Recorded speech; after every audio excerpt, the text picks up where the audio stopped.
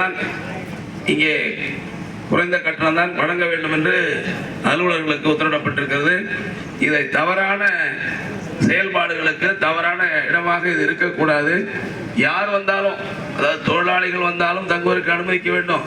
தொழிலாளிகள் தங்கின பிறகு இடம் காலியாக இருந்ததுன்னா பொதுமக்களும் தங்கட்டும், யார் வேணாலும் தங்கலாம். தொழிற்சங்க தலைவர்கள் வந்தாலும் தங்கலாம்.